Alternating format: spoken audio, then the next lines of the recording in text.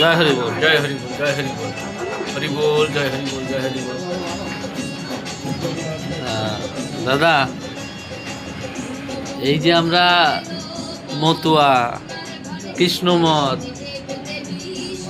বজরংবলী, তো আপনার কি মনে হয় আমরা কোন পথে চলাটা ঠিক? আমরা যে পথ আমাদের চলতে ঠাকুর শিখিয়েছে সেই পথে আমরা চলবো। দেশে যে অবস্থা, আজকে আমরা বিভাজিত হচ্ছি, ততই আমাদের সমস্যা। তো আমাদের মতুয়া ধর্মে গুরুচাঁদ ঠাকুর কিংবা হরিচাঁদ ঠাকুর বিভাজিত তো কোনো কিছু করেনি, আমার তো মনে হয় না, আমি অত জানি না। তো তোমার কি মনে হয় গুরুচাঁদ ঠাকুরের বাণী কি?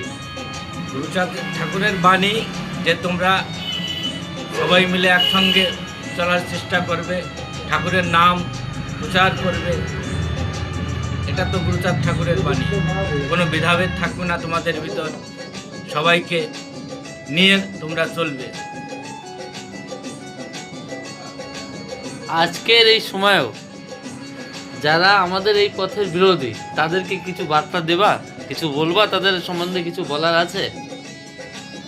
তাদেরকে একটা কথাই বলবো যে তোমরা এই ভেদাভেদ ভুলে গিয়ে সবাই আমরা এই ঠাকুরের বাবা গুরুচাঁদের আদর্শ নিয়ে যাতে সামনের দিকে চলতে পারি, সেটা আমাদের এই পথ চলার সর্বসাপেক্ষ আমাদের মূল লক্ষ্য থাকবে। হরি বল, জয় হরি বল, জয় হরি বল। তা যেহেতু আমরা আজকে গোলক গোসাইয়ের মন্দিরে উপস্থিত আছি, তা গোলক গোসাইয়ের বারে কিছু বলবে? হ্যাঁ, গোলক গোসাই আমি প্রথমে প্রণাম জানাই, ওনার শ্রীপাদ পদ্মে আমি ভক্তিপূর্ণ প্রণাম জানাই। উনি আমার খুব কাছের মানুষ ছিলেন, খুব আমাকে ভালোবাসতেন, আমি ওনাকে ভালোবাসতাম।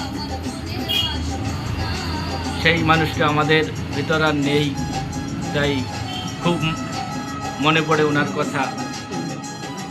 উনি যেখানে থাকুক, ঠাকুর যেন ওনাকে ভালো রাখুক।